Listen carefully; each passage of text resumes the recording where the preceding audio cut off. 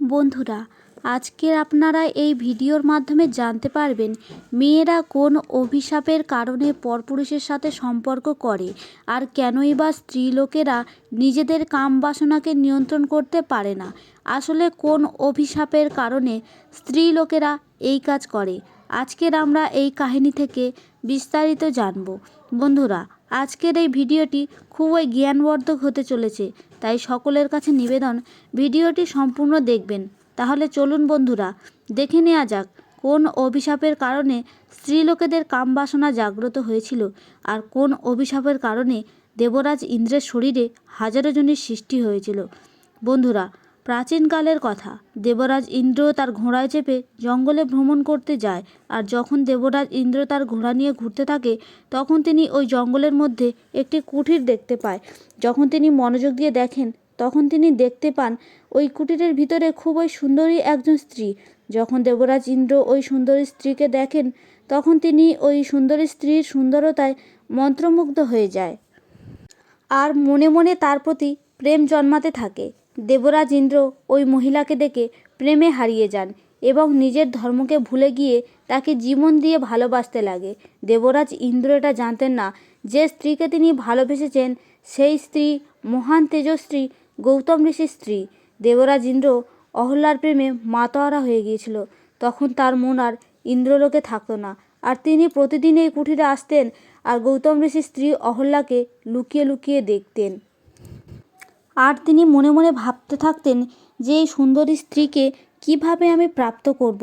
তারপর দেবরাজ ইন্দ্র অহল্যার সাথে কথা বলার জন্য চন্দ্রমার কাছে গিয়ে পৌঁছায় আর চন্দ্রমাকে বলে, হে চন্দ্রমা, আপনি আমাকে সাহায্য করুন। তখন চন্দ্রমা বলে, দেবরাজ ইন্দ্র, আমাকে কোন কর্মের জন্য আপনাকে সাহায্য করতে হবে পরিষ্কার করে বলুন। তখন দেবরাজ ইন্দ্র চন্দ্রমাকে বলেন, আপনাকে আমার একটা কাজ করে দিতে হবে। তখন চন্দ্রমা বলে, বলুন প্রভু, কী কাজ? তখন দেবরাজ ইন্দ্র চন্দ্রমাকে বলে, দেখুন চন্দ্রমা, আমার একজন স্ত্রীকে খুবই পছন্দ হয়েছে আর আমি তার সাথে ছলনা করতে চাই, আর তার সাথে ছলনা করার জন্য আপনি আমাকে সাহায্য করবেন। তখন চন্দ্রমা বলে, দেবরাজ ইন্দ্র, আপনি আমাকে পরিষ্কার করে বলুন আসলে আমাকে কি করতে হবে। তখন দেবরাজ ইন্দ্র চন্দ্রমাকে বলে, তুমি আমার সাথে পৃথিবীলোকে চলো আর সেখানে একটা মোরগ রূপ ধারণ করো, আর তুমি মোরগ হয়ে মধ্যরাতে ডাকতে শুরু করবে।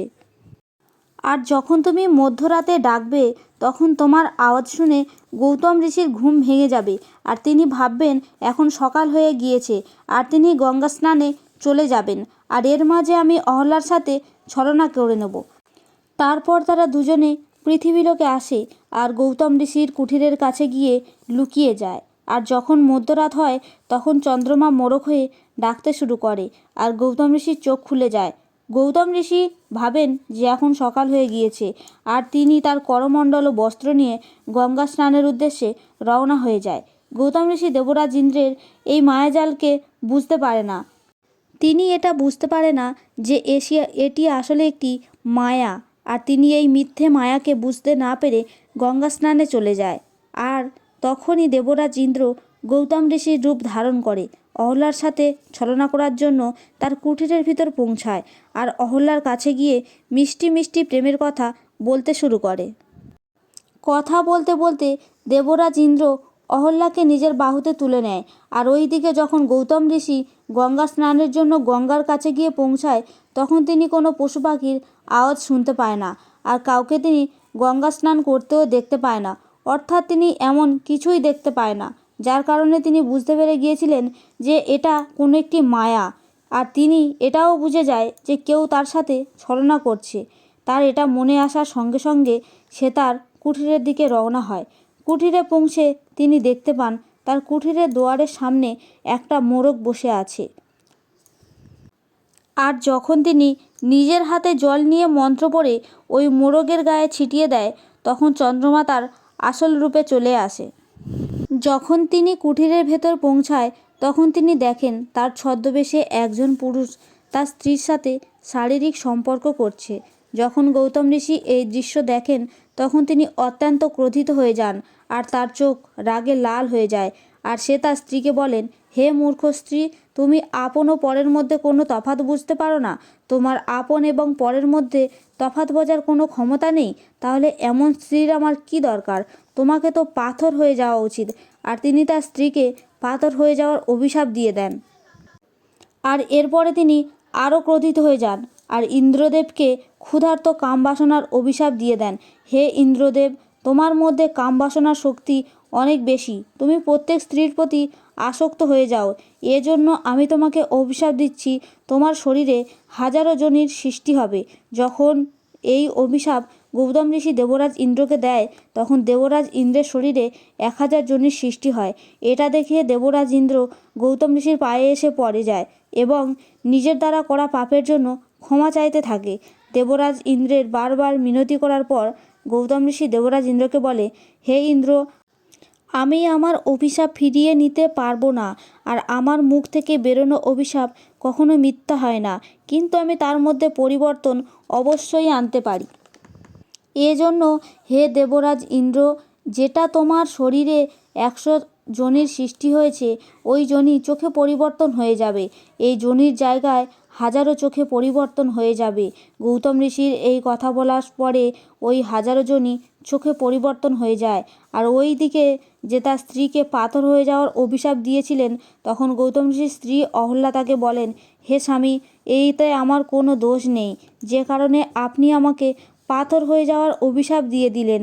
আমি এটা জানতাম না যিনি আমার সাথে এসে ছলনা করছেন সে কে, কারণ সে তো আপনার রূপে এসেছেন আর আমি তাকে আপনাকে মনে করেছি। এজন্য এ কুকর্মে আমার কোনো ভুল নেই, এতে আমার কোনো দোষ নেই। অহল্যার মুখ থেকে কথা শোনার পর গৌতম ঋষি বলে, আমি আমার মুখ দিয়ে দেয়া অভিশাপ ফিরিয়ে নিতে পারবো না, কিন্তু আমি তোমাকে একটা বরদান অবশ্যই দিতে পারি। কিছু সময় পরে যখন ভগবান হরিবিষ্ণু পুরুষোত্তম ভগবান শ্রী রামের রূপে অবতার হবেন, তিনি এসে তোমাকে উদ্ধার করবেন। তার চরণস্পর্শে তোমার উদ্ধার হবে। তার চরণস্পর্শ পেতেই তুমি আবার পাথর থেকে নারী রূপে পরিবর্তন হবে। এরপর অনেক সময় কেটে যায় এবং ভগবান হরিবিষ্ণু পুরুষোত্তম শ্রী রামের রূপে অবতার হয়। আর তার অবতার হওয়ার পরে তিনি তার গুরুর সাথে ওই স্থানে এসে পৌঁছায় যে স্থানে অহল্যা পাথর হয়ে পড়েছিলেন। যখন শ্রীরাম তার গুরুকে জিজ্ঞাসা করেন, হে গুরুদেব, এই পাথরে পরিণত হয়ে থাকা স্ত্রীলোকটি কে? তখন তার গুরুদেব বলে, হে রাম, ইনি গৌতম ঋষির স্ত্রী অহল্যা। বহু বছর ধরে তোমার প্রতীক্ষায় রয়েছে, তুমি এখানে এসো আর তাকে উদ্ধার করো।